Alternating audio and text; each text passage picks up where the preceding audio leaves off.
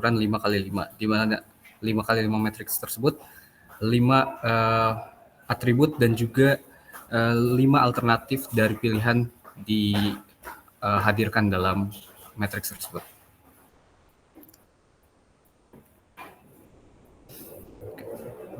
Dari decision making test tersebut dicari 2 hal, yaitu yang pertama search engagement. Search engagement adalah bagaimana kemampuan seorang pribadi tersebut memproses, mencari, dan juga menggunakan informasi yang telah mereka dapatkan. Search engagement didapatkan dan diklasifikasi menjadi 2, yaitu time related dan juga frequency related, di mana pada time related diukur dari seberapa lama seseorang membuka sel pada matriks tersebut. Dan pada frequency related diukur dari seberapa sering seseorang membuka sel pada decision matrix yang sudah dihadirkan tadi. Dan yang kedua adalah search pattern yang menunjukkan 2 jenis kategori search pattern. Yang pertama alternative based search dan yang kedua adalah attribute based search. Alternative based search ini contohnya adalah ketika seseorang ingin memilih decision making pembelian mobil, maka dia akan memilih akan melihat seluruh alternatif pertama seperti pada harga, fitur, dan juga reviewnya. Lalu dia akan memilih ke mobil yang kedua gitu. Sementara pada attribute based search, maka dia akan melihat pada satu atribut pada setiap pilihan. Seperti pada harganya dulu, maka setiap pilihan dia lihat harganya dulu, tidak melihat secara keseluruhan. Tes yang ketiga adalah measurement. Yang dites di sini ada 4 hal. Yang pertama adalah processing speed, di mana para partisipan diminta untuk melakukan penilaian cepat atau fast judgment tentang apakah sepasang deretan digit memiliki kemiripan atau tidak. Yang kedua adalah working memory, di mana partisipan diberikan sebuah rangkaian deretan digit yang dibagikan, lalu diminta untuk mengulangnya secara terbalik. Yang ketiga adalah verbal fluency, di mana partisipan diminta untuk menyebutkan sebanyak mungkin contoh dari suatu kategori tertentu. Contohnya adalah menyebutkan kategori dari buah atau kategori dari benda. Yang keempat adalah vocabulary comprehension, di mana pada formal tersebut dibagikan 10 item kata berbahasa Cina dan partisipan diminta untuk menjelaskan makna dari setiap kata tersebut.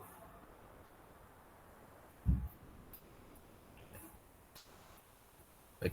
Prosedur dari tes tersebut yang pertama adalah partisipan diminta untuk mengisi demografi yang nantinya akan dibagi menjadi 2 grup yang seperti saya sudah jelaskan tadi, lalu masuk ke decision making test tadi, dan yang terakhir adalah rating motivasi, pengalaman, dan familiarity pada tes yang sudah dijalankan.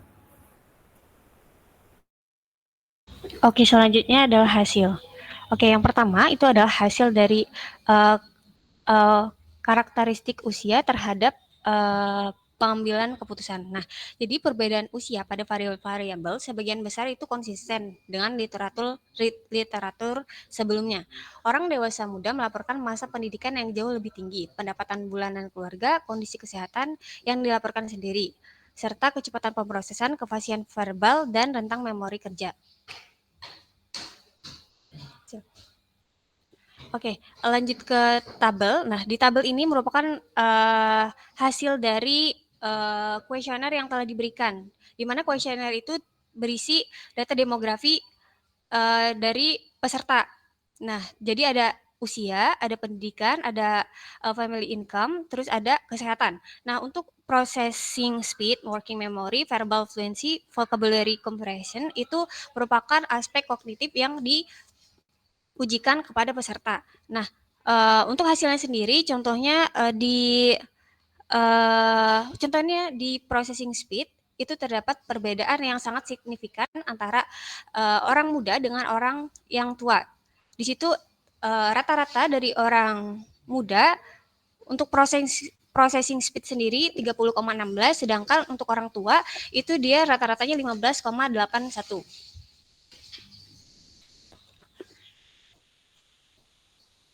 Oke, tabel selanjutnya itu mengenai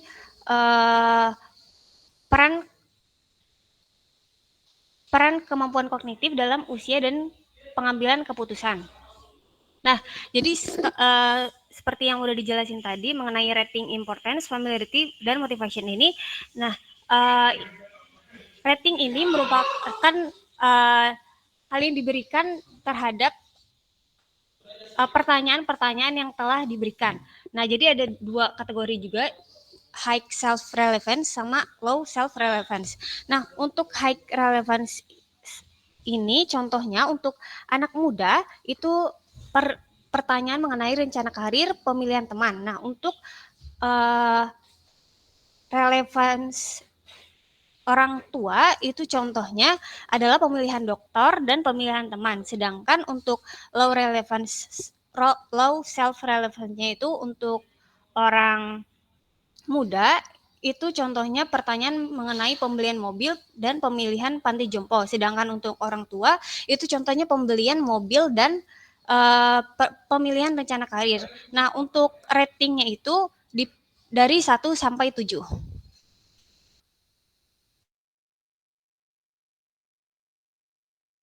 Oke, baik, selanjutnya adalah tabel yang sudah ditampilkan, ada tabel 4, yaitu hasil dari uji korelasi antara kemampuan kognitif dan indeks pencarian informasi untuk membentuk pemahaman awal tentang hubungan antara usia, kemampuan kognitif, dan perilaku pencarian informasi.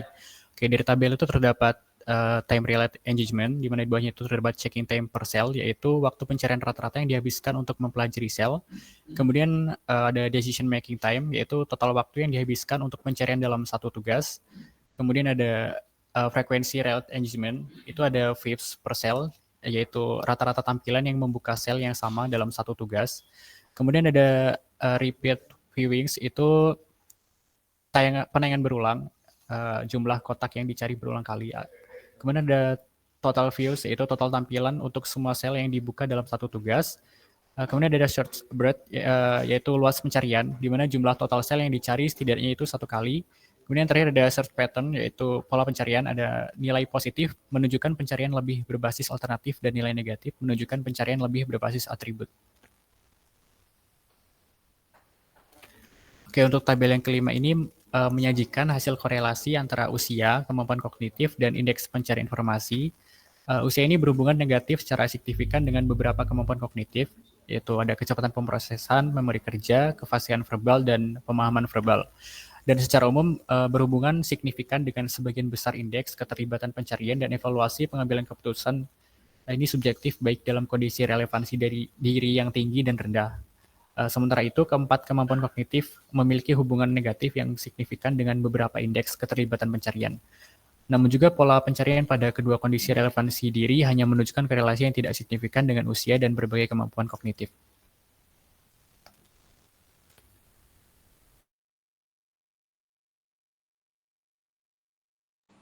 Kemudian penelitian ini menggunakan prosedur pelacakan proses dalam pengujian hubungan antara kemampuan kognitif dan perbedaan usia dalam mencari informasi untuk mengambil keputusan.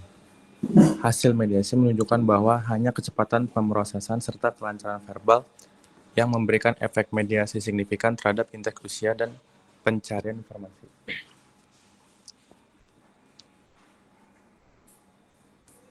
Yang pertama ada age-related characteristic in the decision making process atau karakteristik terkait usia dalam proses pengambilan keputusan. Di sini menunjukkan bahwa orang yang lanjut usia cenderung menghabiskan lebih banyak waktu dan energi dalam pencarian informasi dibanding dengan orang dewasa dalam proses pengambilan keputusan. Keterlibatan pencarian terkait waktu dan frekuensi menunjukkan hubungan yang signifikan dengan usia seperti yang terlihat pada tabel 5. Hal ini mungkin disebabkan oleh penurunan kemampuan kognitif pada orang lanjut usia yang mengakibatkan penurunan kecepatan, pemrosesan, dan kemampuan mereka dalam menangani tugas-tugas pengambilan keputusan yang membutuhkan pemikiran tingkat tinggi. Kemudian ada relationship between cognitive abilities and age-related difference in decision making atau hubungan kemampuan kognitif dan perbedaan terkait usia dan pengambilan keputusan. Orang lanjut usia mungkin memiliki motivasi yang lebih tinggi untuk meningkatkan kinerja dalam tugas dan pengambilan keputusan yang relevan bagi mereka. Tapi keterbatasan dalam kefasihan verbal bisa memperlambat pemahaman mereka terhadap informasi, membutuhkan waktu lebih lama untuk memprosesnya. Sebaliknya, mereka mungkin kurang termotivasi dalam tugas-tugas dengan relevansi diri yang rendah. Pada tabel 7, usia memiliki pengaruh yang lebih rendah pada waktu pencarian rata-rata per sel dalam kondisi relevansi tinggi daripada relevansi rendah. Namun dalam total waktu pengambilan keputusan, pengaruh usia lebih tinggi dalam kondisi relevansi diri tinggi dibandingkan relevansi diri rendah. Dengan relevansi diri yang tinggi, orang lanjut usia lebih termotivasi dan memproses informasi lebih efisien dengan waktu pengecekan yang lebih singkat.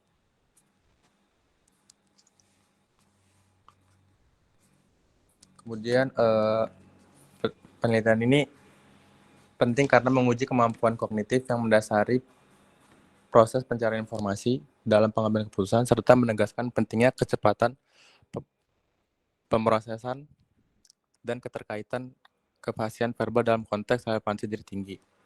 Namun, keterbatasan seperti tidak mempertimbangkan kualitas keputusan objektif, hanya menguji satu kemampuan kognitif dan penggunaan tugas terkomputerisasi yang dapat mengaruhi kinerja partisipan. Demikian juga, desain relevansi diri subjek dapat menginginkan statistik dan memerlukan desain eksperimental yang lebih sesuai di masa depan.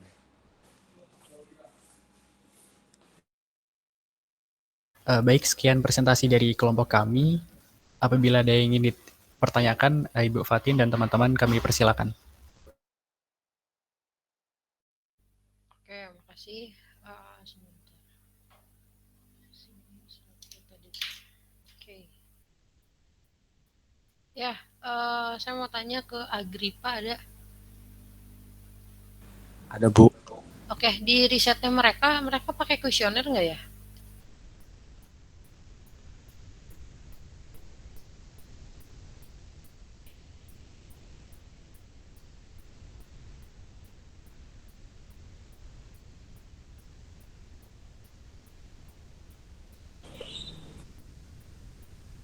Pak, izin masuk, Bu, suara saya terdengar.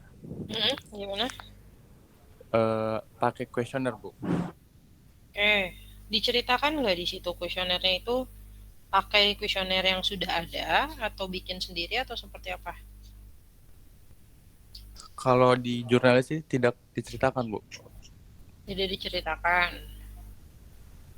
Yakin tidak diceritakan?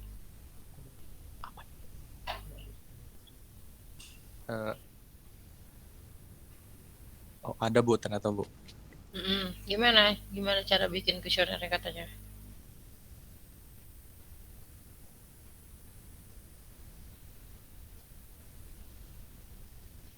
Untuk membagi. Kuesioner itu berisi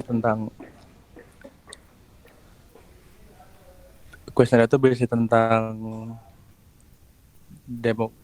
demographic question matters. Terus?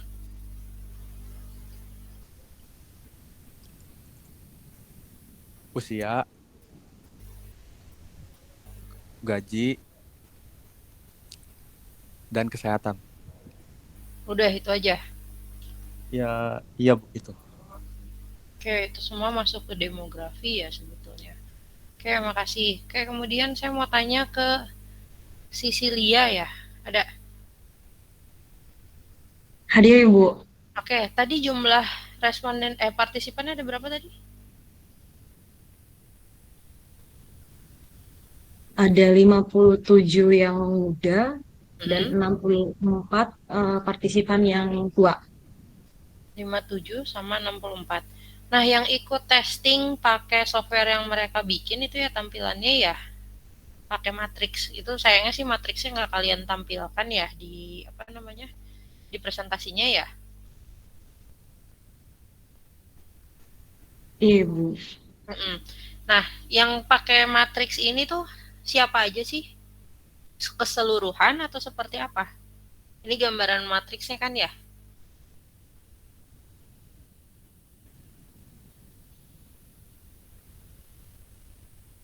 Siapa aja yang pakai di situ?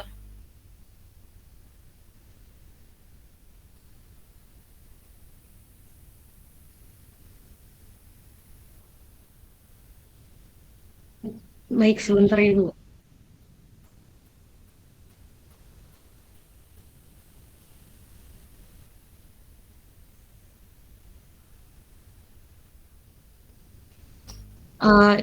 Partisipannya itu ada 31 orang yang muda dan 35 orang yang tua, Ibu.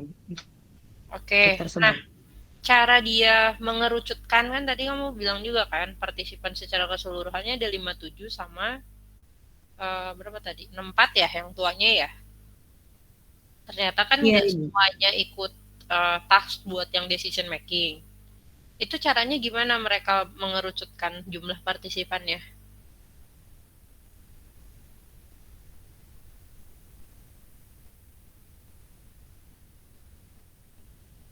Berdasarkan pengambilan poin tadi, Ibu.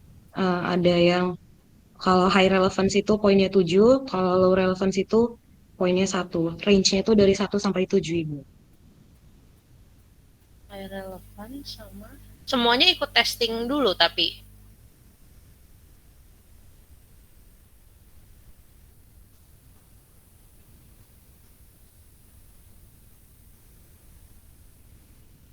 57 dan 64 orang ini ikut testing dulu berarti. Datanya baru dipakai setelah kalau hasilnya sesuai dengan skala yang tadi atau seperti apa?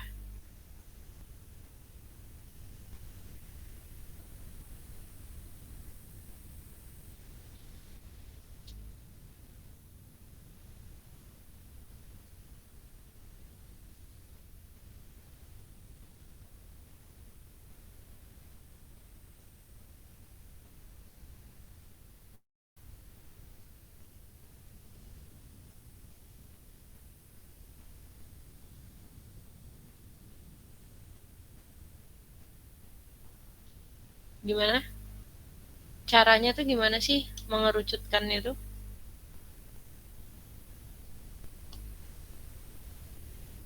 Sebentar, Ibu. Oke. Oke, sambil nunggu ini ya. Saya mau tanya ke Selvia, ada Selvia? Ada Bu. Oke, Selvia. Dari 4 hipotesis kan tadi ada 4 ya? Iya Bu, benar. Oke, yang terbukti berapa?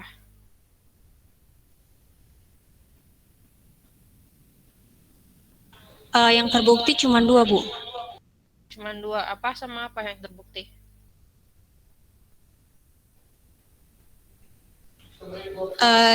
Jadi ada pemrosesan, kecepatan pemrosesan sama kefasihan verbal. Bentar, kalau ngomongin hipotesis 1, 2, 3, 4, yang mana aja yang terbukti?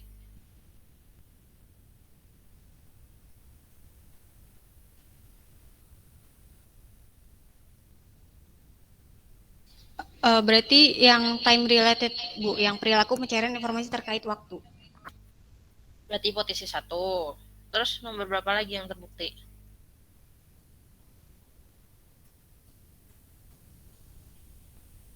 Sama yang hipotesis 4 Bu, yang self relevancy. Self-relevancy. Apa maknanya dari hipotesis 1 tuh? Secara bahasa sederhananya coba dijelaskan. Untuk hipotesis 1 itu kan Bu, terkait waktu. Jadi terkait waktu itu ada kecepatan pemrosesan, kefasihan verbal, sama skenario kecepatan pemrosesan sama kefasihan verbal. Nah, jadi untuk pengujian itu kan Bu, terlihat perbedaan jelas dari yang tua sama yang muda. Masalah time relatednya atau seperti apa?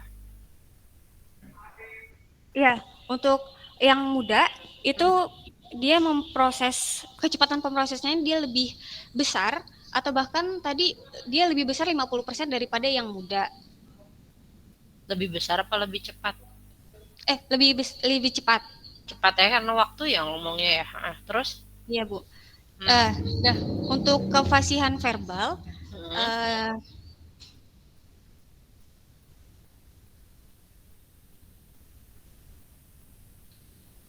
kan tadi Bu di awal udah dijelasin teman saya kalau yang muda itu dia lebih suka atau lebih banyak menggali informasi. Jadi kan kefasihan verbal ini dia peserta itu diminta untuk menyatakan contoh kategori tertentu, misalkan kayak buah, berarti dia nyebut buah anggur dan segala macam. Jadi untuk kefasihan verbal ini yang muda itu dia lebih banyak tahu kosakatanya daripada yang tua.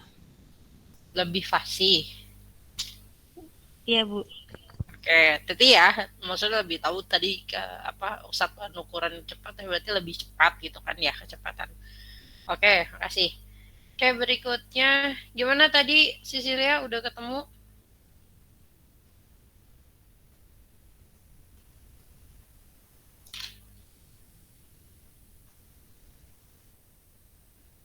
Belum. Oke, saya pindah ke Dani. Ada Dani? Ada Ibu. Oke, di paper ini dia ngelakuin uji statistik tertentu nggak? Karena kan sebetulnya di sini dia ngelakuin eksperimen pakai task tadi, decision task ya, terus juga dia ngasih kuesioner kan. Nah, melakukan uji statistik tertentu nggak di sini?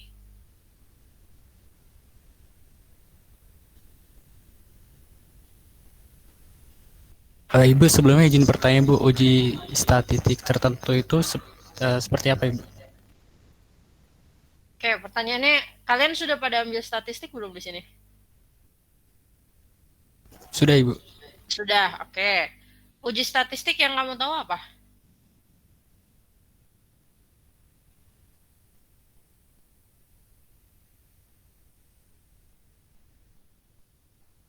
ANOVA Bu.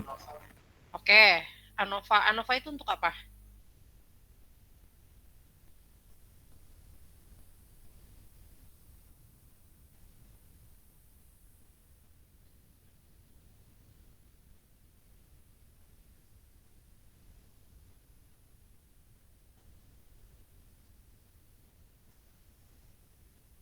ANOVA dipelajari di statistik 2 atau seperti apa?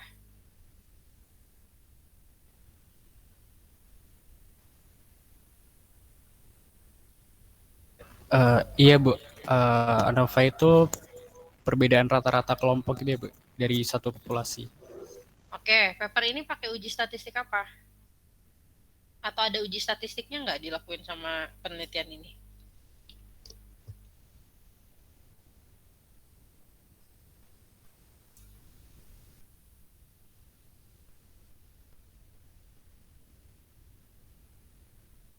Ibu kalau dari tabel yang ada di jurnal itu pakai t-test Bu. Dari tabel pakai t-test ya. Oke. Fungsinya untuk apa sih t-test di tabel itu? T-test itu untuk mengetahui perbedaan rata-rata di antara dua kelompok itu Bu, dari yang muda dan yang tua. Oke, hasilnya berarti apa nanti kesimpulannya? Kalau misalnya hasil t-testnya seperti apa dan seperti apa, maknanya tuh seperti apa sih? Biasanya kan ada bintang-bintangnya tadi di tabelnya ya. Apa maknanya itu tuh? Itu kayak ada kesamaan atau korelasi nggak gitu ya Bu antara keduanya? Korelasi. Kita uji beda tapi ini korelasi. Oke, kasih. Ya, sebentar nanti saya bahas ya terakhir ya. Oke, kemudian enggak ada? Ada Bu. Oke, apa limitasi dari penelitian ini? Kekurangan penelitian ini diceritakan nggak di papernya?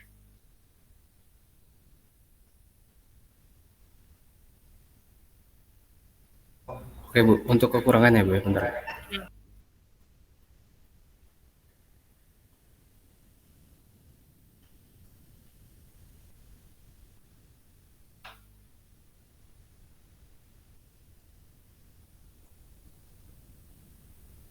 Untuk kekurangan sendiri dari paper yang kami teliti itu Bu, untuk yang kami kaji, untuk limitasinya yang pertama itu tidak mempertimbangkan kualitas keputusan dan juga mempertimbangkan konsekuensi dari keputusan yang objektif tersebut.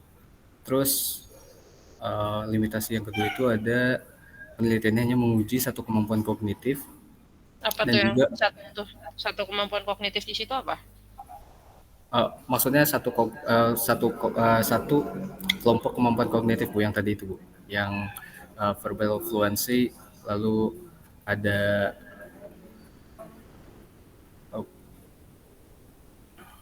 verbal fluency, vocabulary comprehension, working memory, dan processing speed itu Bu. Itu satu. Untuk di papernya dijelaskan bahwa itu merupakan salah satu bidang kemampuan terkristalisasi itu, kayak satu bidang gitu. Oke, terus? Lalu untuk tugas yang diberikan berupa decision test itu, Bu,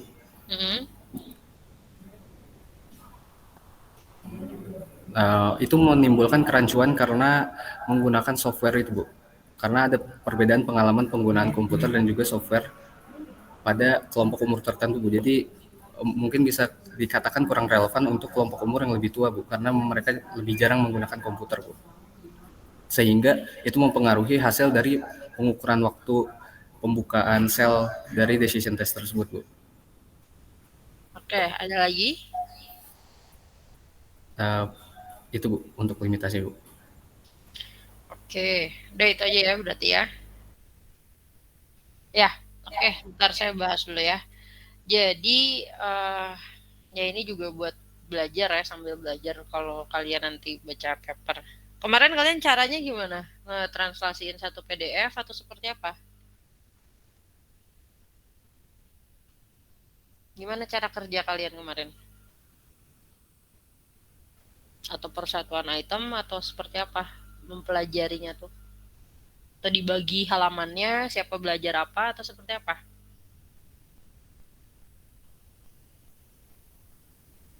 Gimana?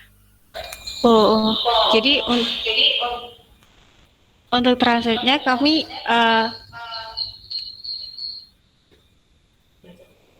jadi baca bahasa Inggrisnya dulu, nanti ditranslate gitu, Bu. Untuk pembagiannya sebenarnya ada tugas masing-masing, tapi kami juga bahasnya masing-masing, Bu, gitu. Bahasnya bareng-bareng maksudnya, Bu. Terus kami juga bahasnya masing-masing. Ya udah masing-masing gitu kan. Oke, berarti bahasnya bareng-bareng.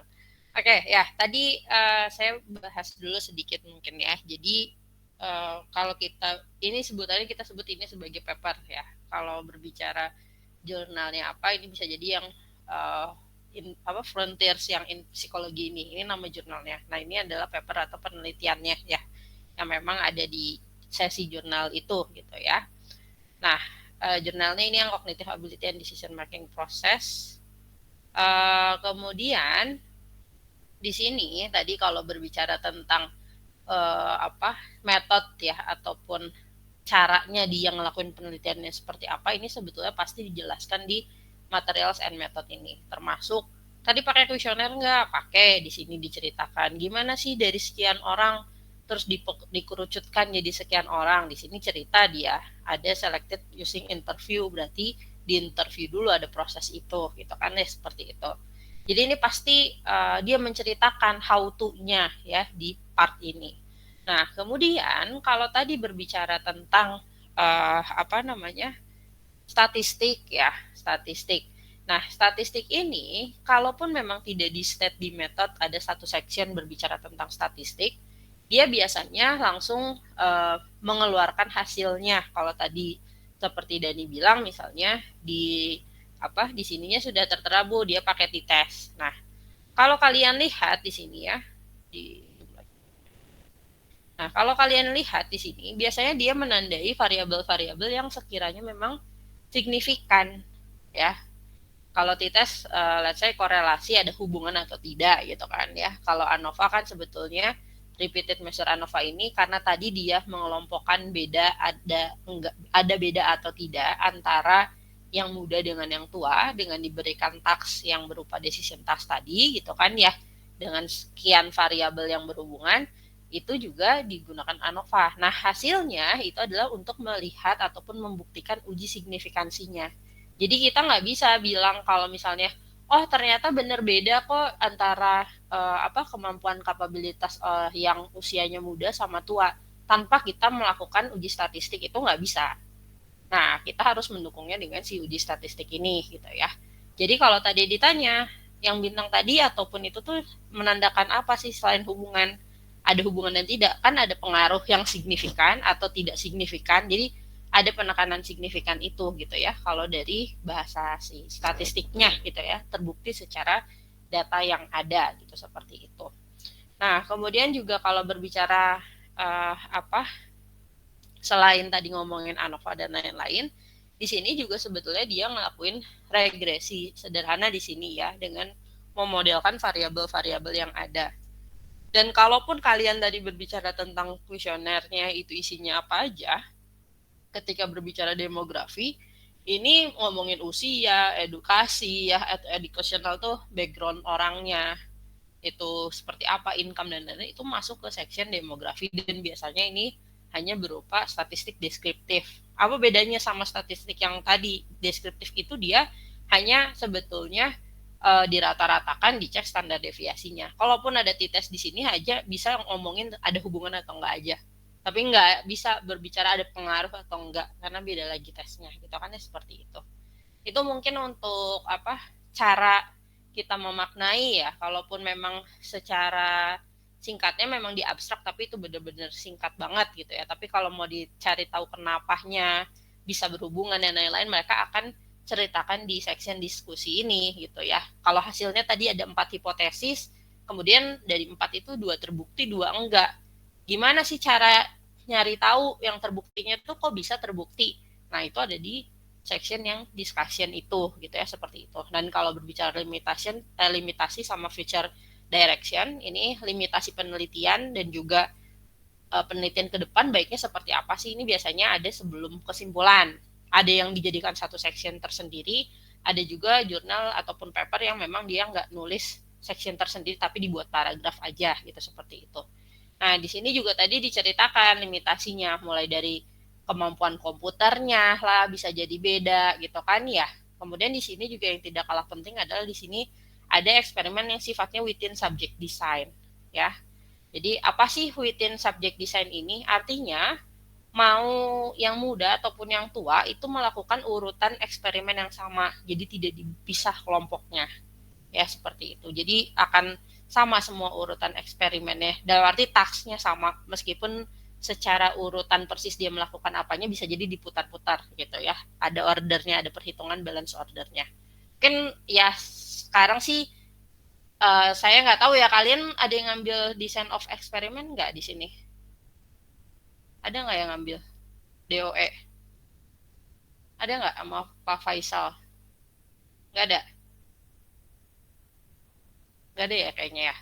Nah, jadi di ergonomi sendiri, khususnya beberapa penelitian yang sifatnya eksperimental, ini juga bisa dilakukan di lab gitu, seperti itu. Jadi, kalaupun TA-nya sifatnya eksperimen hanya 12 orang, tapi memang kita kasih dengan task-task tertentu, itu juga bisa sebetulnya gitu ya. Jadi, tidak menutup kemungkinan tugas akhir juga bisa kita kemas dalam eksperimen laboratorium gitu, seperti itu. Nanti ya kurang lebihnya akan mengikuti rangkaian task yang dikasih gitu kan, atau create tadi interface yang kita bikin untuk ngetesting misalnya entah cognitive ability mana yang mau diukur dan lain-lain, itu juga bisa seperti itu ya. Oke, terima kasih kelompok ini, silahkan ditutup presentasinya. Oke, baik. Terima kasih, Ibu dan teman-teman. Sekian presentasi dari kelompok kami. Kami akhiri. Wassalamualaikum warahmatullahi wabarakatuh. Oke, waalaikumsalam warahmatullahi wabarakatuh. Oke, berikutnya kelompok 6 dari kelas A ada? Ada, Ibu. Oke, silakan. Izin share screen, Bu. Oke.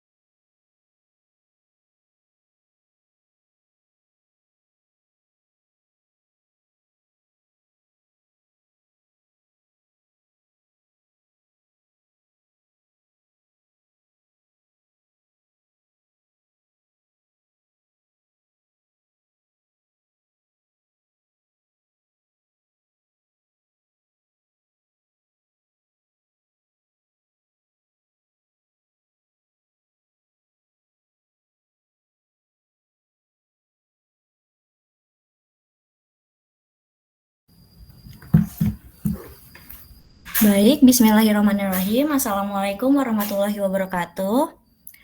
Selamat malam Bu Fatin dan teman-teman. Di sini kami dari kelompok 6 akan presentasi dengan judul jurnal Cognitive and Human Factor in Expert Decision Making, Six Fallacies and the Eight Sources of Bias. Next. Sebelum itu, izinkan saya memperkenalkan anggota. Saya sendiri Dinda Putri Syahran, selanjutnya Siti Aisyah, Vincentia Helena Dila, dan terakhir Siti Dina Nisa Sitorus.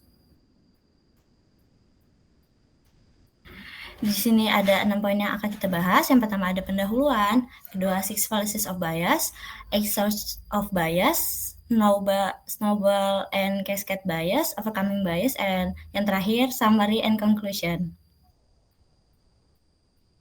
Yang pertama ini ada pendahuluan.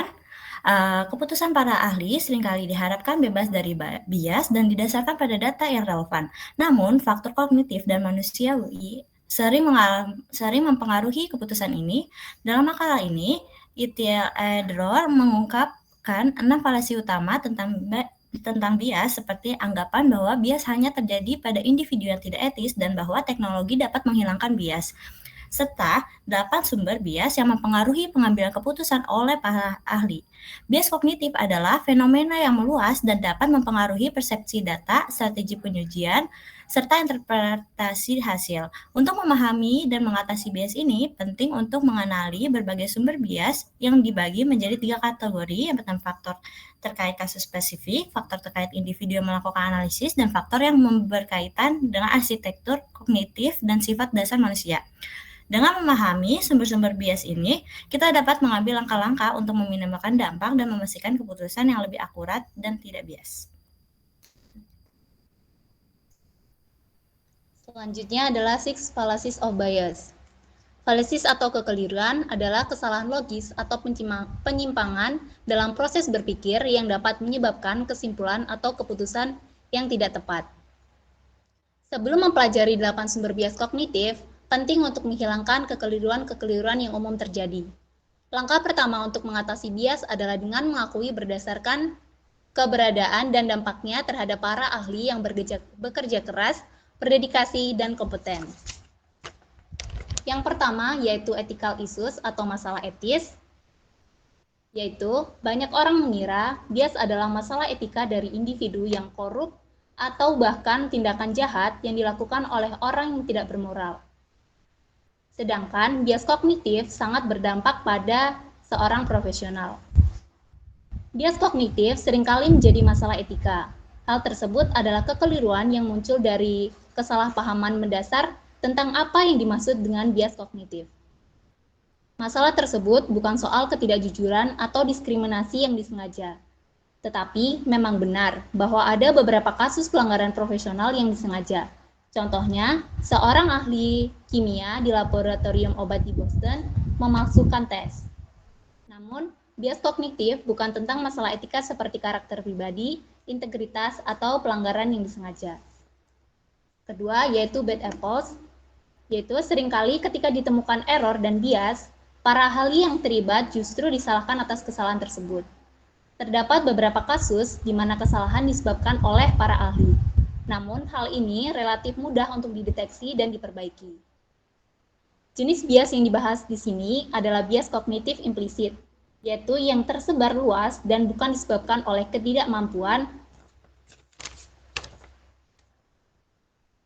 Yang ketiga, expert immunity. Ada anggapan yang salah bahwa para ahli tidak memihak terhadap bias. Namun, ternyata tidak ada seorang pun yang tidak memihak terhadap bias, bahkan seorang ahli sekalipun. Faktanya, para ahli lebih rentan terhadap bias tertentu. Contohnya, experience dan training membuat para ahli terlibat dalam perhatian yang lebih selektif dan menggunakan heuristik dari pengalaman dengan memanfaatkan suatu bias. Yang keempat, yaitu technological protection atau perlindungan teknologi. Banyak orang berpikir bahwa penggunaan teknologi, instrumentasi, dan otomasi atau kecerdasan buatan dapat menghilangkan bias.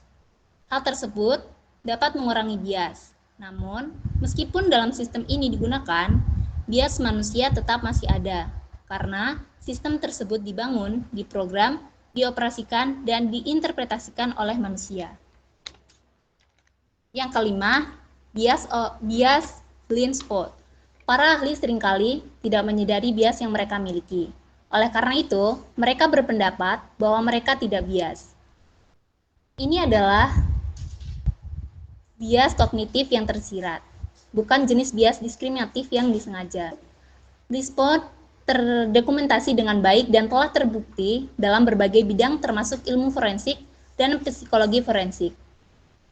Meskipun mudah untuk melihat bias pada orang lain, kita seringkali tidak mengetahui bias kita sendiri. Yang keenam, illusion of control. Bahkan ketika para ahli disadarkan dan mengetahui bias mereka, mereka tetap berpikir bahwa mereka dapat mengatasinya, dan ini disebut sebagai ilusi kendali. Oleh karena itu, saat mencoba meminimalkan bias dengan kemauan keras akan membuat kita lebih memikirkannya, dan justru meningkatkan efeknya. Contohnya, seorang hakim yang meminta juri untuk mengabaikan bukti tertentu. Tetapi hal tersebut membuat para juri semakin memperhatikan bukti tersebut.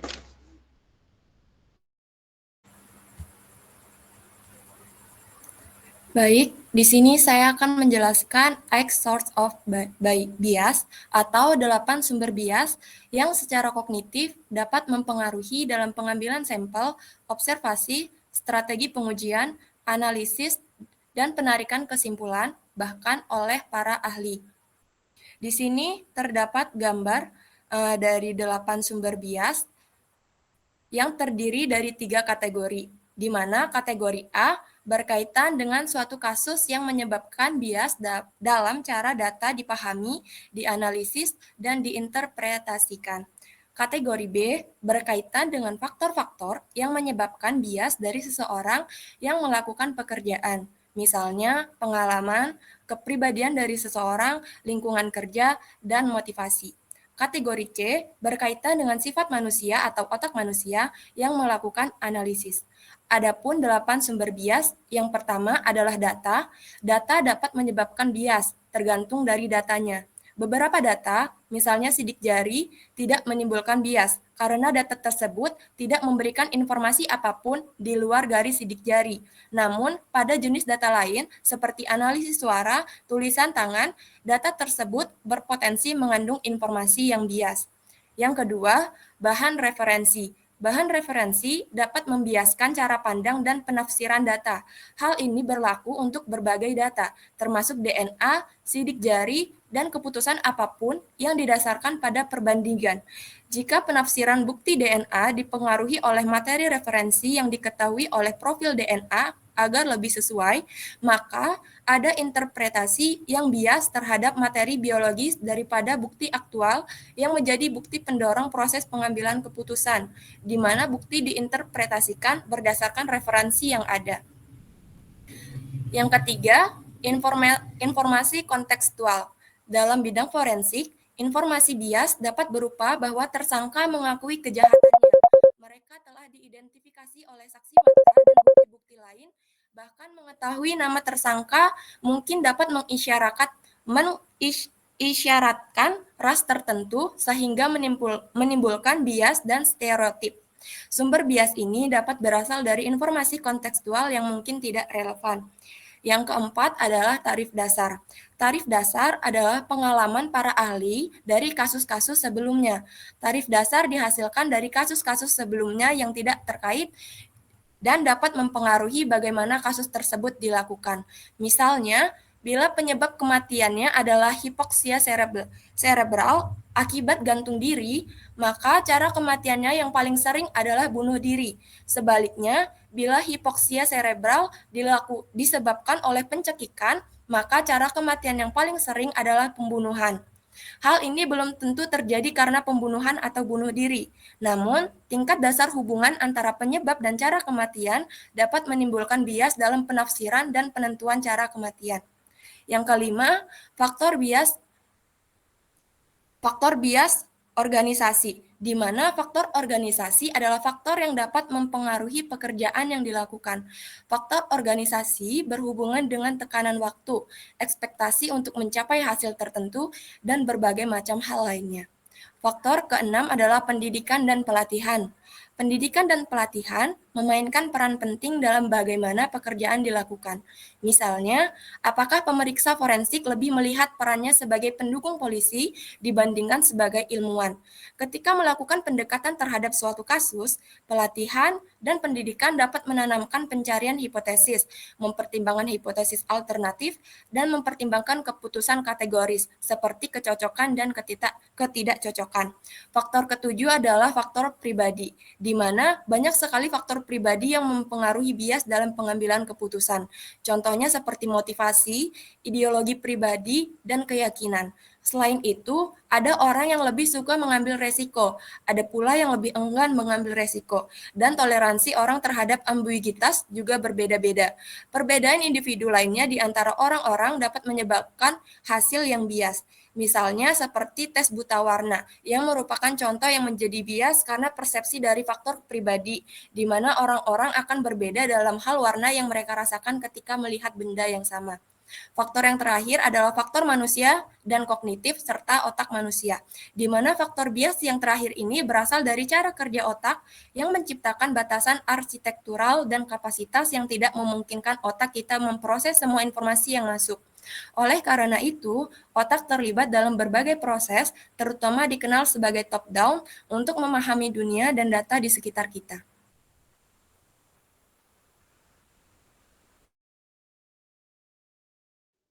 Baik, selanjutnya ada snowball and cascade bias. Bias itu tidak hanya berdampak pada individu yang terisolasi atau hanya pada satu aspek pekerjaan. Seringkali bias juga dapat menyebar dari satu orang ke orang lainnya, dari satu aspek pekerjaan ke aspek lainnya, sehingga memengaruhi berbagai elemen penyelidikan. Lalu selanjutnya ada overcoming bias atau cara mengatasi bias itu sendiri, yaitu kita perlu mengakui adanya bias dan tidak lagi mempercayai kekeliruan mengenai sifat bias tersebut. Sebagai prinsip umum untuk melawan bias, kita perlu mengambil tindakan yang membuat kita hanya fokus pada data yang relevan dan tidak bekerja dengan secara mundur ataupun secara khusus. Akan tetapi, kita dapat memerangi berbagai sumber bias dengan cara berikut seperti di bawah ini. Cara yang pertama yaitu dengan menggunakan teknik membutakan dan menutupi yang mencegah paparan terhadap informasi yang tidak relevan dengan tugas. Cara yang kedua dengan menggunakan metode seperti linear sequential unmasking atau LSU untuk mengontrol urutan, waktu, dan linearitas paparan informasi, dan untuk meminimalkan mundur dan menjadi bias oleh mundur dan menjadi bias oleh bahan referensi. Lalu cara yang ketiga ialah dengan menggunakan manajer kasus yang menyaring dan mengontrol apa informasi yang diberikan kepada siapa dan kapan. Lalu cara yang terakhir dengan menggunakan verifikasi buta, ganda, dan verifikasi yang tepat jika yang tepat itu memungkinkan. Daripada memiliki satu target referensi atau hipotesis, memiliki deretan kesimpulan dan hipotesis yang bersaing, serta alternatif kesimpulan dan hipotesis yang bersaing dan alternatif. Menggunakan pendekatan diagnosis diferensial di mana semua kesimpulan yang berbeda dan probabilitasnya dapat disajikan. Lalu materi yang terakhir ialah tentang summary and conclusion. Bias tanpa kita sadari mempengaruhi cara kita mengambil sampel dan memahami data, memutuskan strategi pengujian, dan cara kita menafsirkan hasilnya. Memahami bias dan mengakuinya memungkinkan terjadinya diskusi tentang sumber-sumber bias dan mengembangkan cara untuk meminimalkan dampaknya. Membahas bias seringkali mendapat tanggapan yang bersifat defensif, tidak banyak ingin mempertimbangkan dan mengakui bias mereka sendiri, apalagi menelitinya. Namun hal ini penting untuk dilakukan jika kita ingin memerangi dan meminimalkan bias tersebut.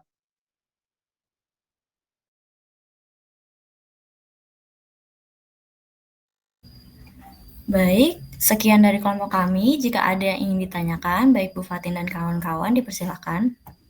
Oke, terima kasih. Sebentar, saya mau tanya ke Vincentia, ada? Ada, Bu.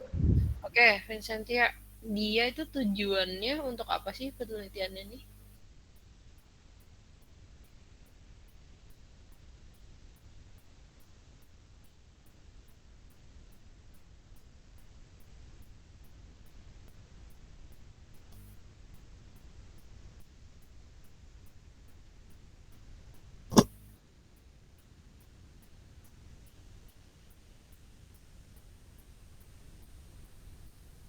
Tujuannya adalah untuk mengetahui faktor-faktor kognitif, Bu. Untuk mengetahui faktor-faktor kognitif. Udah itu aja.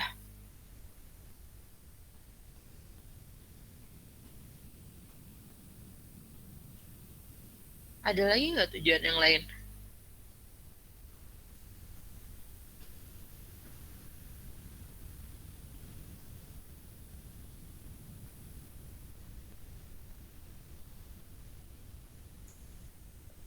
Yaitu tujuan lainnya adalah untuk mengakui keberadaan dan tepatnya terhadap para ahli yang bekerja keras dan berdedikasi serta kompeten.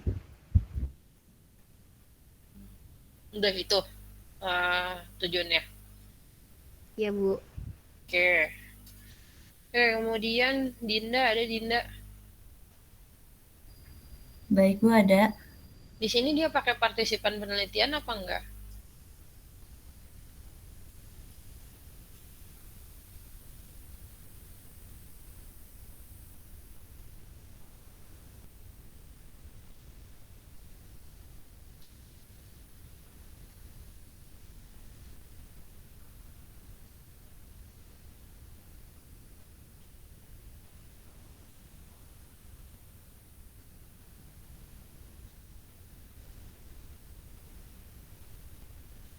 Baik, Bu, untuk partisipannya tidak mencantumkan, Bu. Tidak mencantumkan. Terus caranya dia mengambil kesimpulan atas tujuannya tadi gimana sih kalau di sini? Kalau di sini itu, Bu, bentar.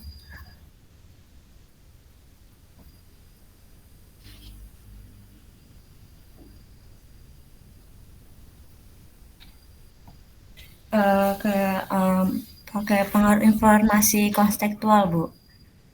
Pengaruh informasi kontekstual. Iya, kayak terus ada base rate bias.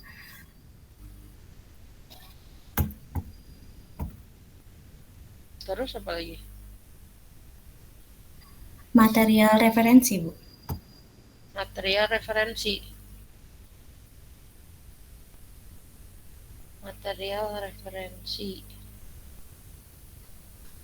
Udah itu, ada lagi? Iya, Bu, cukup itu.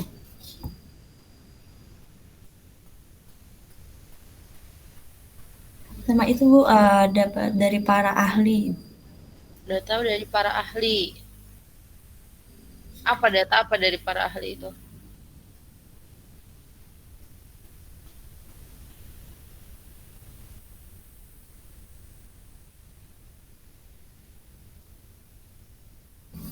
Yang menjadi objek penelitian ini, Bu.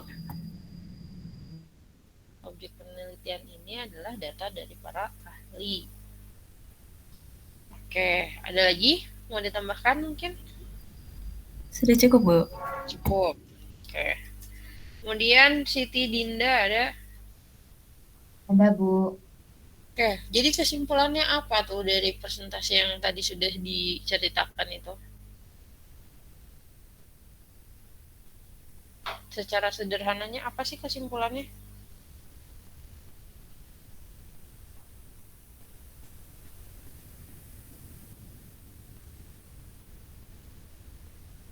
Baik, sebentar, Bu.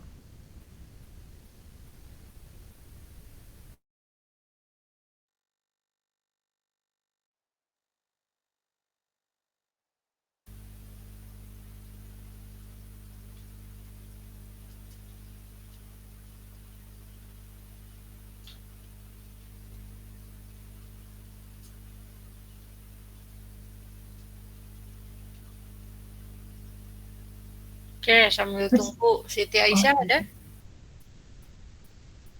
Ada, Bu. Oke, Siti Aisyah, dia cerita nggak limitasinya apa dari dari penelitian yang dia lakukan ini? Limitasi dalam bentuk apa ya, Bu? Iya, limitasi penelitiannya apa sih, diceritain nggak?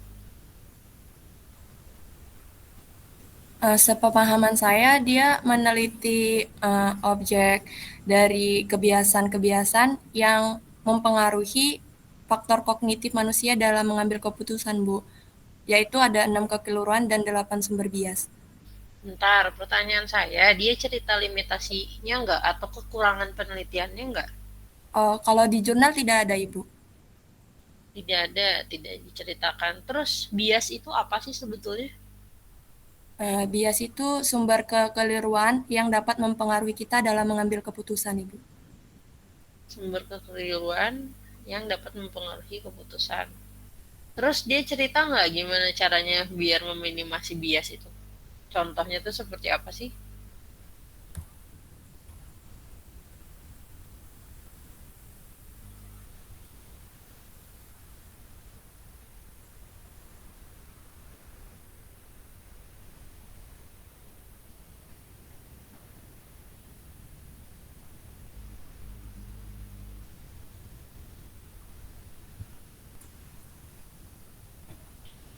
Oke, gimana tadi Siti Dinda? Udah nemu?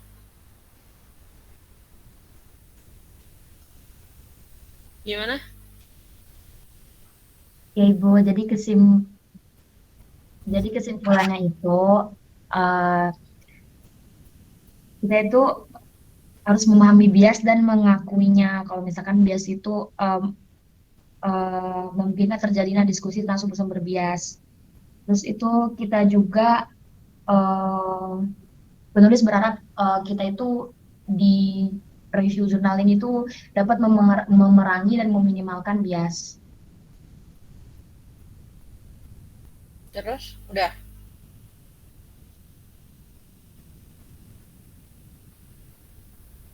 Ada lagi? Terus juga bahwasannya harapannya itu masyarakat dapat apa ya Bu, dapat merefleksikan praktik mereka sendiri dalam mempertimbangkan apakah bias kognitif itu dapat mempengaruhi pekerjaan mereka gitu. Oke, udah itu aja. Ya Bu. Oke, ya. Terus gimana tadi Siti Aisyah? Ada jawabannya? Gimana? Ya, izin menjawab Ibu. Kalau di jurnal, langkah pertama untuk mengatasi bias adalah dengan mengakui keberadaan dan dampaknya terhadap para ahli yang bekerja keras dan berdedikasi dan berkompeten. Udah, itu. Iya, Ibu. Oke, ya. Ya jadi ini kalau papernya dari yang kelompok ini sedikit berbeda dari yang sudah tadi sempat dipresentasikannya oleh kelompok sebelumnya gitu. Kalau yang paper kelompok ini sebetulnya penulisnya ini dia lebih kepada tidak menggunakan partisipan tertentu, tapi dia melihat case yang ada di kenyataannya gitu kan ya, yang memang aktivitas expert yang biasa dihadapi. Nah, outputnya itu sebetulnya adalah si gambar yang tadi yang kalian sempat tampilkan itu, yang segitiga itu ya. Jadi di situ sebetulnya asalnya ataupun sumber bias tuh bisa apa aja sih gitu.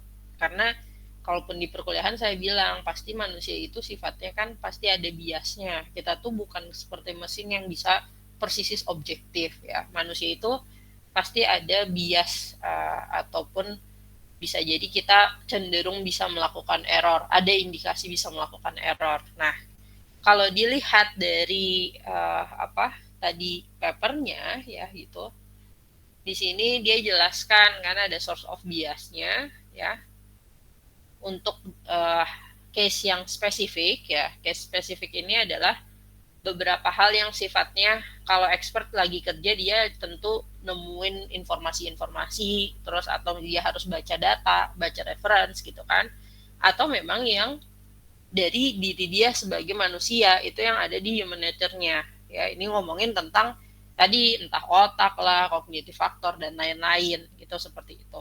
Sedangkan yang di tengah-tengah ini adalah sort of biasnya dari entah background-nya dia gitu kan dan lain-lain. Jadi bias-bias ini itu eksis, ada sebetulnya, khususnya di pekerjaan untuk yang tadi kategorinya adalah untuk expert ya. Nah, oleh karena itu dia di sini juga cerita bahwasanya beberapa cara ataupun untuk meminimasi bias ya kan, di sini kan biar bias itu bisa terminimasi, mungkin akan muncul gitu kan case-nya. Salah satu yang paling sering banget dilakukan sebetulnya ada ini using blind ataupun double blind. Jadi kalau ada pemeriksaan draft ya, mau bentuknya proposal penelitian atau jurnal, itu lagi di review, biasanya proses reviewnya itu menggunakan proses double blind. Jadi yang nge-review nggak tahu siapa yang nulis, yang nulis juga nggak tahu siapa yang nge-review. Jadi supaya nggak ada keterikatan secara subjektif ataupun ada kepentingan-kepentingan lain sehingga ada bias di situ dalam proses penilaian. Jadi itu ya salah satu contohnya kalau memang dari case expert tadi gitu ya, pekerjaan expert yang memang berhubungan dengan data dan dokumen dan lain-lain. Jadi itu juga salah satu yang bisa dilakukan untuk minimasi bias gitu, seperti itu. Oke, ya jadi nggak apa-apa meskipun misalnya masih agak bingung dan lain-lain, saya yakin juga mungkin belum pada terbiasa juga ya. Semoga dengan adanya tugas ini jadi mulai terbiasa cara baca paper kayak gimana ya, meskipun sambil belajar. Tadi juga kalau dari presentasinya sebetulnya saya tahu kalian ngambil part dari beberapa kalimat dari per sectionnya gitu kan ya, persisis kalian translasi lalu dibacakan gitu seperti itu, tapi nggak apa-apa, itu untuk latihan aja sekarang. Nanti mungkin bisa kalian gunakan kalau misalnya kalian baca-baca paper untuk tugas akhir dan lain-lain gitu ya. Jadi tugas akhir itu janganlah sumbernya hanya dari tugas akhir kakak tingkatnya saja gitu ya, tapi dicek juga dari keilmuan-keilmuan yang memang nanti jadi topik kalian tuh sudah sejauh mana sih orang meneliti gitu ya, seperti itu. Oke, silakan ditutup presentasinya. Baik Bu, terima kasih Ibu dan teman-teman. Cukup sekian. Wassalamualaikum warahmatullahi wabarakatuh. Oke, waalaikumsalam warahmatullahi wabarakatuh. Oke, berikutnya silahkan kelompok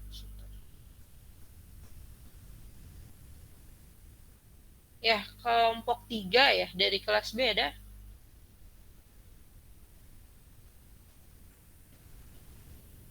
Ada nggak kelompok 3? Nggak ada juga?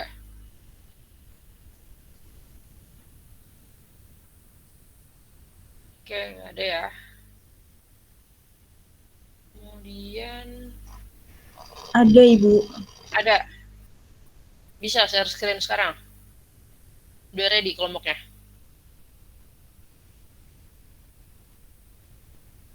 Gimana? Iya Ibu, sebentar. Oke, silakan.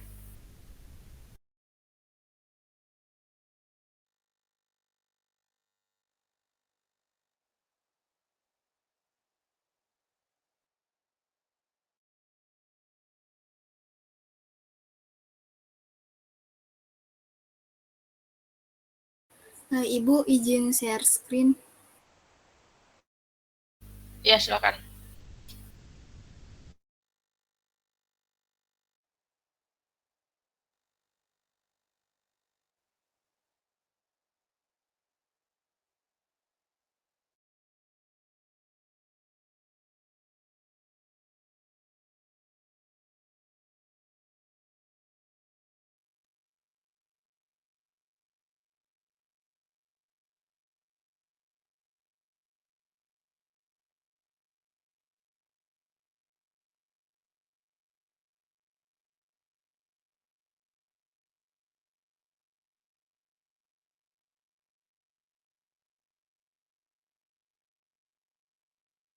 Udah terlihat ya Bu?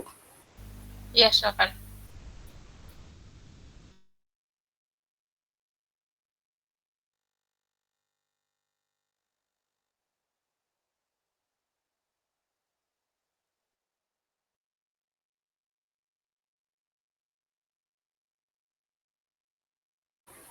Oke, Assalamualaikum warahmatullahi wabarakatuh. Selamat malam yang terhormat kepada Ibu Patin dan teman-teman yang yang kami banggakan. Di sini kami ingin mempresentasikan hasil dari review paper kami yang berjudul Ergonomi Kognitif untuk Analisis Data, Studi Eksperimental Keterbatasan Kognitif dalam Tugas Penilaian Berbasis Data.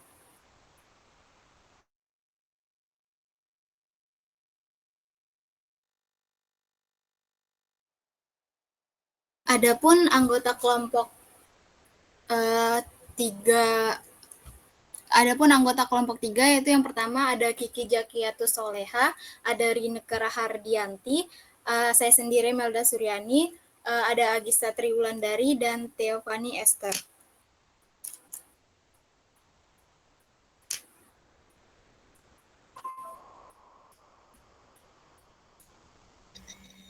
Oke.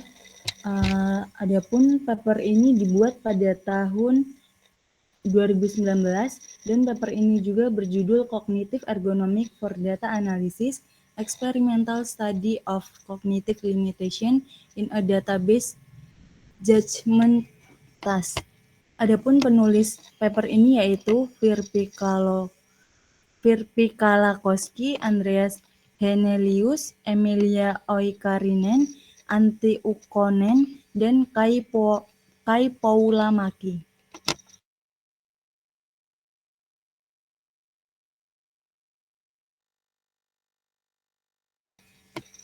Subjek penelitian ini yaitu melibatkan 20 orang sebagai subjek penelitian yang akan menunjukkan keterbatasan kognitif seseorang yang dapat mempengaruhi pengambilan keputusan berdasarkan basis data. Tujuan penelitian ini yaitu untuk membuat penilaian berbasis data dalam pengambilan keputusan berdasarkan kognisi manusia. Selanjutnya ada metode di mana di sini ada 20 sukarelawan atau peserta dengan penglihatan normal, pengalaman dasar mengoperasikan komputer dan usia berkisar antara 18 sampai 45 tahun. Dengan bahannya itu tujuan penilaiannya untuk memanipulasi jumlah informasi, urutan stimulus, kesulitan pengambilan keputusan, dan peran informasi pada latar belakang. Di mana stimulus itu terdiri dari 3 atribut target kritis, yaitu gangguan, tekanan waktu, informasi yang berlebih, dan 3 atribut latar belakang non-kritis, kerja tim, waktu istirahat, dan pembelajaran. Stimulus dinilai berdasarkan prevalensi atribut di 2 kelompok, yaitu A dan B. Di mana prosedurnya itu pertama pengayaan stimulus kepada kedua kelompok sebelum peserta memberikan respon dengan menekan tombol F atau J, di mana F-nya itu untuk kelompok A dan J-nya untuk kelompok B. Kedua, peserta diminta untuk menentukan apakah kelompok A atau kelompok B memiliki tingkat beban kerja yang lebih tinggi berdasarkan atribut-atribut yang disajikan. Ketiga, setiap peserta ditugaskan untuk menyelesaikan setidaknya 4 set. Keempat, setelah setiap set terdapat jeda singkat dan jeda 5-10 menit setelah 2 set.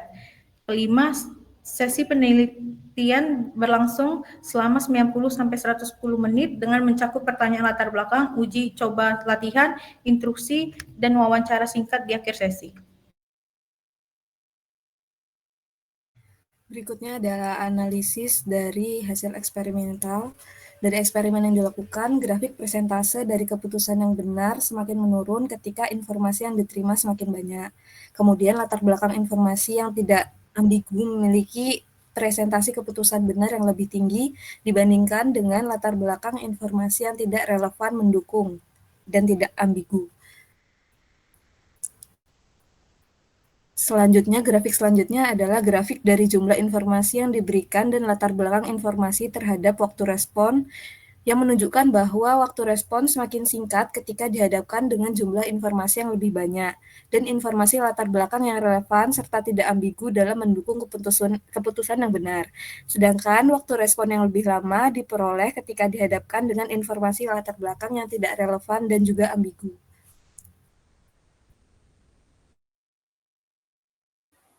Selanjutnya adalah pembahasan. Penelitian ini berfokus pada faktor-faktor kognitif yang sesuai dalam membuat penilaian dalam tugas-tugas pengambilan keputusan berbasis data. Penelitian menunjukkan bahwa akurasi penilaian peserta menurun seiring dengan peningkatan jumlah informasi yang diberikan.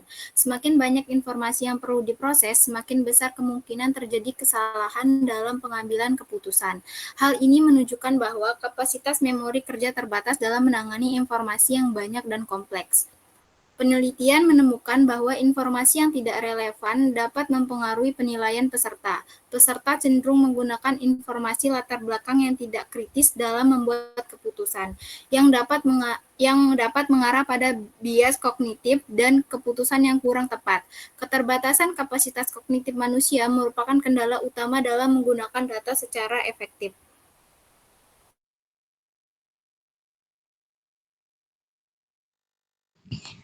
Baik, untuk hasil penelitian, jadi pada penelitian ini untuk variabelnya itu adalah I, yang mana itu merupakan jumlah informasi yang dikirim sebelumnya, atau panjang urutan stimulus, yaitu jumlah item dalam satu urutan. Untuk yang kedua yaitu kesulitan tugas pengambilan keputusan, atau set stimulus yang tidak ambigu versus ambigu. Dan yang ketiga yaitu peran informasi latar belakang atau nilai untuk atribut stimulus yang didefinisikan sebagai informasi yang tidak relevan.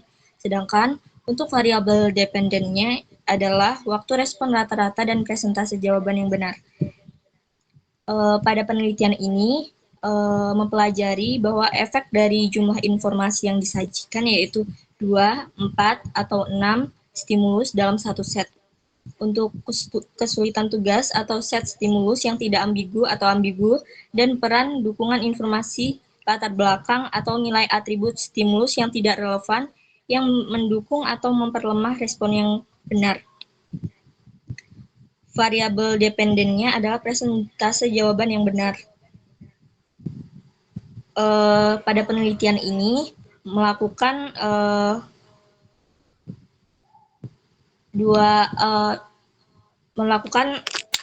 analisis dua arah, yaitu menggunakan ANOVA. Hasil dari penelitian ini menunjukkan bahwa untuk waktu respon, semakin banyaknya item yang disajikan dalam satu rangkaian stimulus, maka semakin lama waktu yang dibutuhkan peserta untuk memberikan respon. Hal ini mungkin disebabkan oleh peningkatan waktu untuk merespon informasi yang lebih banyak. Untuk yang kedua, presentase jawaban benar. Tingkat jawaban benar menurun seiring dengan bertambahnya jumlah informasi. Ini menunjukkan bahwa peningkatan jumlah informasi dapat membingungkan peserta dan mengurangi akurasi keputusan. Yang ketiga yaitu kesulitan tugas. Pada tugas dengan stimulus yang ambigu, peserta cenderung memberikan lebih sedikit jawaban yang benar. Hal ini disebabkan karena stimulus yang ambigu lebih sulit direpresentasikan dibandingkan dengan stimulus yang jelas tidak ambigu. Yang keempat, ketika informasi latar belakang mendukung jawaban yang benar, waktu respon menjadi lebih singkat dan presentase jawaban benar meningkat. Sebaliknya, ketika informasi latar belakang bertentangan dengan jawaban yang benar, waktu respon cenderung lebih lama. Next.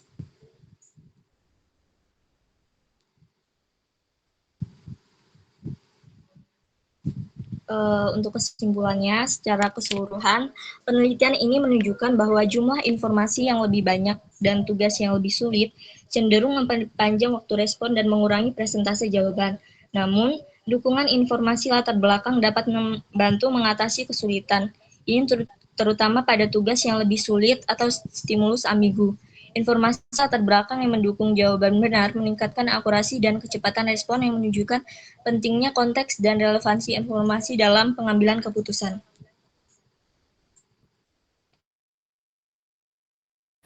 Oke, baik. Itu saja yang dapat kami sampaikan. Dari Ibu Patin, apakah ada yang ingin ditanyakan? Oke, terima kasih. Bentar, berarti ini eksperimen ya. Oke, kalau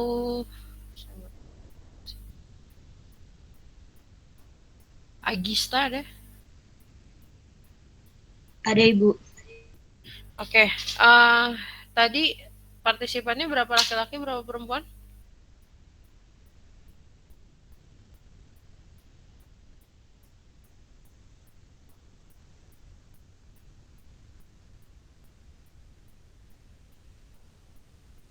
Untuk yang perempuan itu ada 14 dan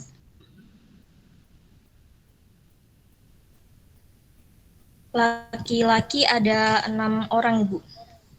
14 sama 6 orang ya.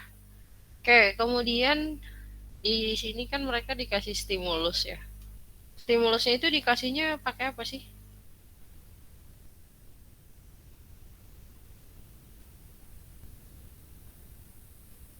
Pakai bantuan alat tertentu atau seperti apa?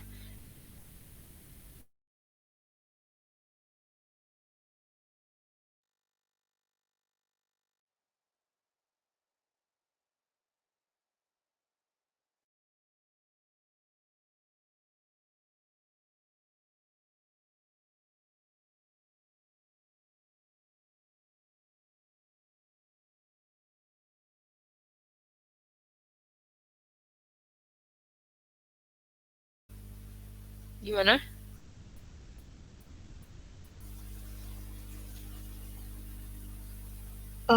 Untuk stimulus dalam penelitian ini tuh diberikan dalam bentuk atribut target kritis, Ibu, dan atribut latar belakang non kritis yang diasosiasikan dengan angka 1 dan 0 yang menggambarkan tingkat prevalensi atribut di grup A dan grup B. Stimulus itu apa sih? Informasi atau seperti apa?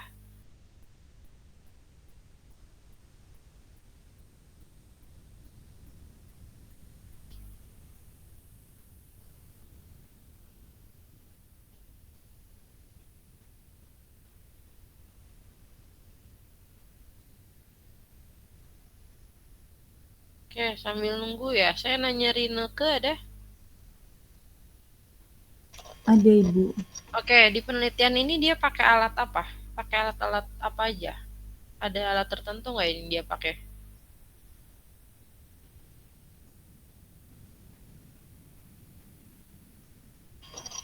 Pakai uji ANOVA sama Chi-square, Ibu. Ujian Nova itu alat.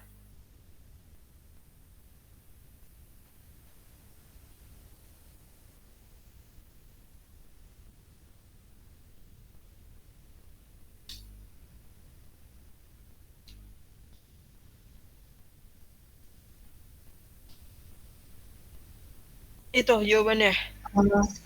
Itu, Bu, itu kan nanti pesertanya disuruh kayak menekan tombol F dan J itu pada layar yang tersedia, Ibu. Layar apa?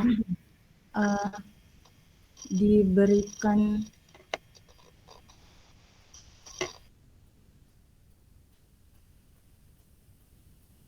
layar komputer, Ibu. Oke, berarti ada komputernya. Terus apa lagi alat yang dipakai selain komputer? Ada lagi nggak?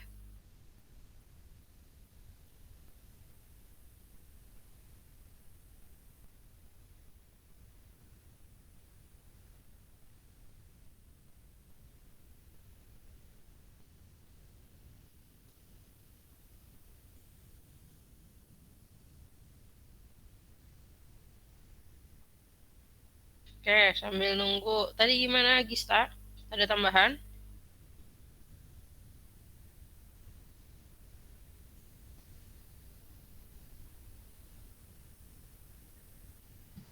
Jadi stimulus itu sendiri sesuatu yang merangsang atau memicu respon dalam suatu sistem organisasi, Bu.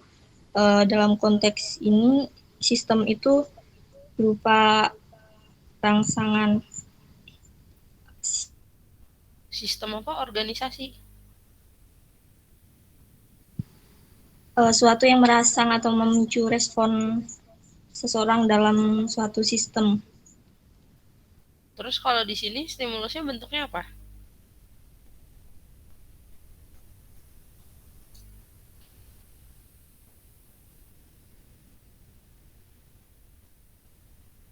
Oke, Teofani, apa stimulusnya di sini yang dikasih?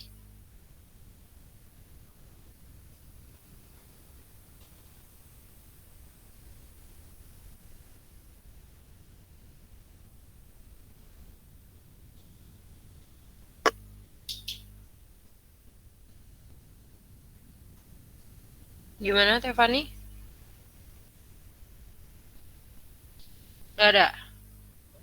Ada, Bu. Oke, apa? Stimulus yang diberikan itu tuh, Bu, peserta harus ngejawab soal-soal yang diberikan yang ada di komputer itu, Bu. Apa bentuk stimulusnya itu di komputer itu tuh? Soal, Ibu. Soal apa?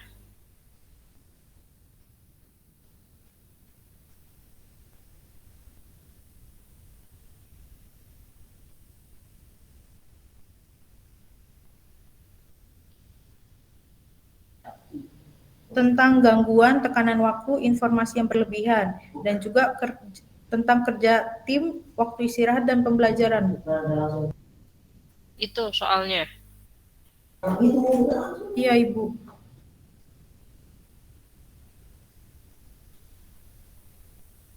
Oke, kemudian siapa tadi? Stefani, udah.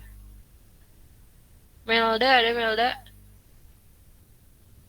Ada, Ibu. Grup A dan grup B itu apa bedanya, Melda?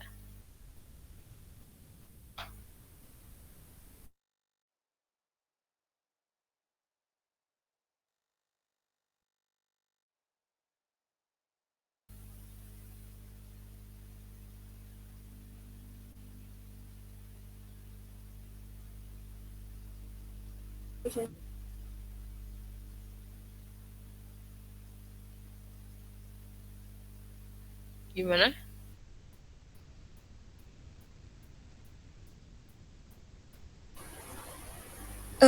Berbeda dalam tingkat prevalensi atribut yang diasosiasikan dengan angka 1 dan 10, Bu. Terus apa? Grup A apa? Grup B apa?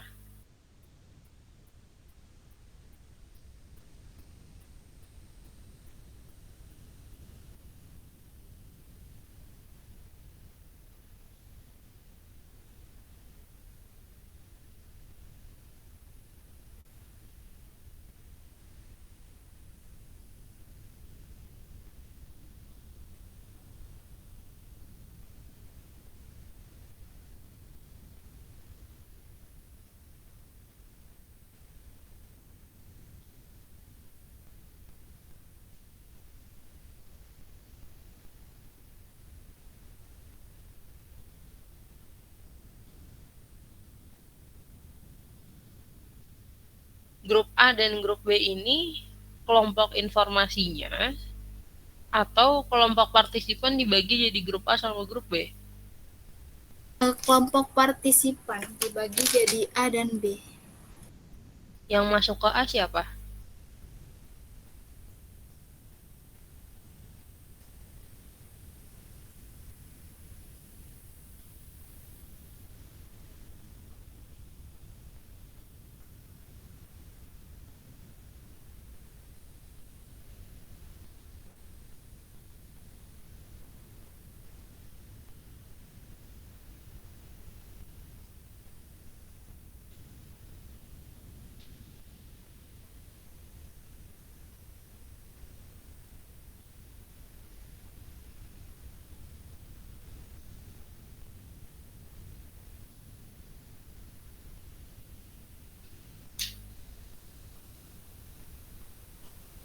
Gimana?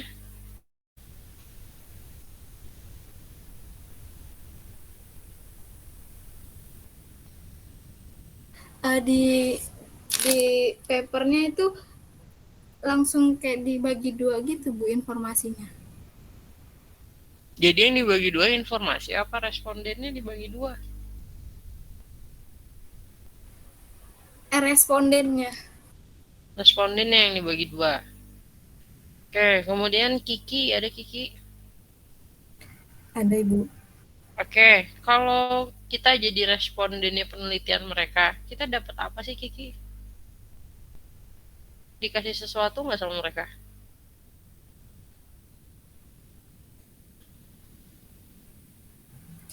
Jadi kepada mereka yang jadi peserta sukarelawan itu masing-masing akan memberikan persetujuan bahwa mereka siap untuk melakukan tes dan menerima kartu hadiah senilai 20 euro setelah sesi selesai. Oke, ya. Ya, makasih. Oke, jadi penelitian yang dibahas sama kelompok kalian ini sebetulnya adalah penelitian eksperimen ya, eksperimen dia pakai komputer. Stimulus itu adalah informasi yang ditampilkan di layar komputernya. Nah, jenis stimulusnya itu apa aja yang ditampilkan itu sebetulnya urutan-urutan penampilannya gitu kan ya, itu berdasarkan si tadi ada background attributes-nya, critical ataupun dan background-nya juga. Nah, soal-soalnya juga sesuai klasifikasinya ya. Dimana ini di urut-urutannya seperti ini untuk menampilkan informasinya itu ya. Kalau kalian tadi mungkin bingung apa stimulus dan lain-lain gitu kan ya. Terus grup A dan grup B juga itu bagian dari si urutan stimulusnya yang memang dipisahkan gitu seperti itu. Bahkan kalaupun kalian ngelihat di papernya, dia juga jelaskan apa yang diukur gitu kan ya. Kemudian lagi juga dari komputer screen-nya seperti apa dan lain-lain gitu. Kan yang ditanya oleh saya itu adalah masih hal-hal yang sangat umum sebetulnya, belum yang makna dari hasil dari riset ini seperti apa sih gitu. Karena terlihatnya masih bingung gitu seperti itu. Kayak kemudian, nah untuk beberapa penelitian yang sifatnya eksperimen di ergonomi ini ataupun skalanya di lab ya, ini akan sangat memungkinkan menggunakan partisipan manusia. Oleh karena itu kita perlu namanya consent form ataupun form persetujuan. Artinya partisipan itu setuju secara tertulis ya dan secara sadar ikut ke eksperimen ataupun penelitian ini, dan biasanya diinformasikan penelitian ini nanti kamu tugasnya harus misalnya di depan komputer ngelihat layar sekian menit, nanti harus milih apa, atau misalnya tadi kan kan F, J dan teman-temannya misal seperti itu gitu kan ya, diikuti saja gitu, ada beberapa section dan juga penelitian ini bisa menghabiskan sekian waktu misal seperti itu. Nah, kalau dia sudah setuju, nah biasanya juga dikasih reward atas kita menghargai waktu mereka untuk menyempatkan untuk ikut penelitian kita. Rewardnya macam-macam. Jadi kalau mungkin di sini dia kasih voucher ataupun bisa berupa uang atau misalnya makan siang cukup atau apapun itu gitu ya. Itu jadi sangat umum dilakukan dalam konteks penelitian yang sifatnya skala lab, kalaupun dia pakai manusia ya sebagai partisipannya. Itu mungkin yang kita bisa ambil dari penelitian yang di share tadi di sini ya, seperti itu. Oke, terima kasih presentasinya, silakan ditutup. Baik, itu saja presentasi kami. Terima kasih. Oke, berikutnya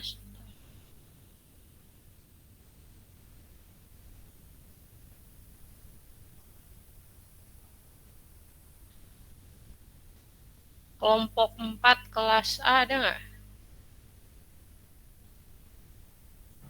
Ada, Bu. Oke, silakan.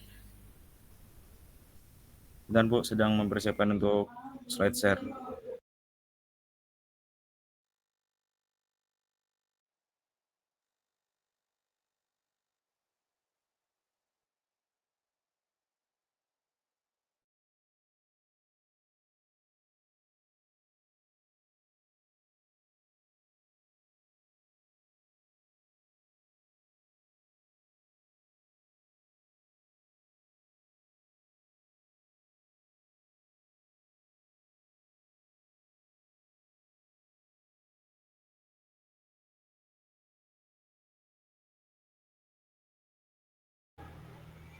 Baik Bu, langsung kami mulai saja Bu ya.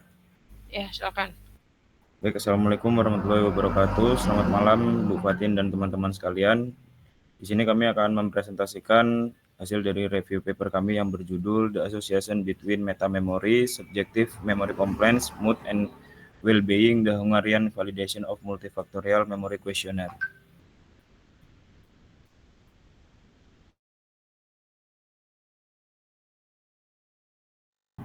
Baik, di sini kelompok kami ada David Satrio, Nathanael Pasaribu, M. Frans Deolanang, Tengki Marcelio, dan Jackson Prananda. Next.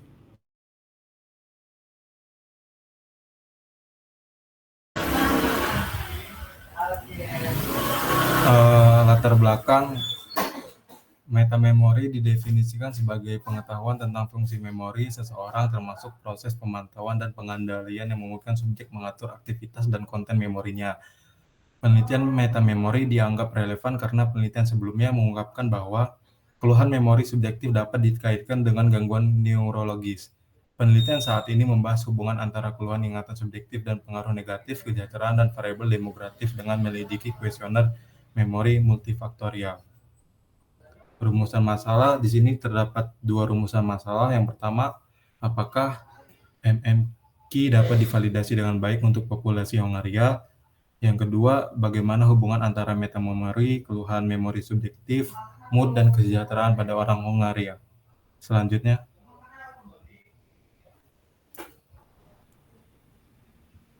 tujuan penelitian dari penelitian yang telah dilakukan, pertama menyelidiki metafaktorial memory questionnaire versi Hongaria dan untuk mengeksplorasi sifat psikometriknya. Kedua, menguji validitas MMQ untuk populasi Hongaria. Ketiga, memeriksa bagaimana keluhan ingatan dikaitkan dengan variabel demografis, gejala depresi dan kecemasan, serta kesejahteraan subjektif.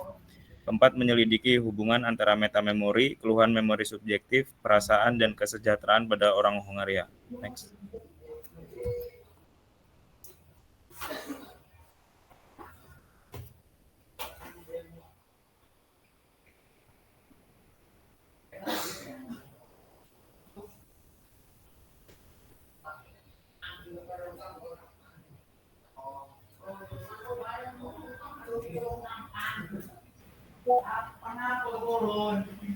Metode penelitian yang digunakan metode penelitian yang digunakan dalam penelitian ini ada juga metode, yaitu metafaktori memory questionnaire, confirmatory factor analysis, dan principal component analysis. Next. Pembahasan pada jurnal ini menyatakan individu dengan kemampuan memori yang lebih baik cenderung lebih puas dengan ingatan mereka dan cenderung menggunakan kemampuan memori internal, daya ingat, dan jarang menggunakan kemampuan eksternal, alat bantu pengingat. Usia menjadi faktor dan kemampuan memori dan menentukan strategi penggunaan memori internal dan eksternal. Individu dengan pendidikan lebih tinggi lebih puas dengan ingatannya dan lebih sering menggunakan strategi eksternal. Perempuan lebih sering menggunakan strategi dan bantuan memori eksternal dibandingkan laki-laki. Next. Selanjutnya, pada jurnal ini mendeteksi bahwa kecemasan dan depresi serta kesejahteraan mempengaruhi kemampuan memori dan penilaian metamemori. Hubungan antara usia dan subskala MMQ menunjukkan bahwa seiring bertambahnya usia individu cenderung melaporkan lebih banyak keluhan memori. Selanjutnya, hasil jurnal ini menunjukkan bahwa laki-laki lebih puas dengan ingatan mereka dan cenderung melaporkan kemampuan ingatan yang lebih baik, sementara perempuan lebih sering menggunakan strategi dan bantuan memori eksternal. Hasil penelitian ini pada jurnal selaras dengan literatur sebelumnya yang menunjukkan bahwa suasana hati negatif dan kesejahteraan yang buruk merupakan faktor risiko keluhan ingatan. Selanjutnya, penelitian pada jurnal ini menunjukkan bahwa MMQ versi Hongaria memiliki sifat psikometrik yang baik dan bermanfaat untuk menilai keluhan memori subjektif. Ini dapat membantu dalam merancang intervensi kognitif untuk orang dewasa lanjut usia yang mengalami keluhan memori, namun tidak menggunakan alat bantu memori dalam kehidupan sehari-hari. Next. Kesimpulan, prevalensi keluhan memori subjektif di kalangan lansia adalah antara 25 dan 50%. Terdapat bukti bahwa masalah memori sehari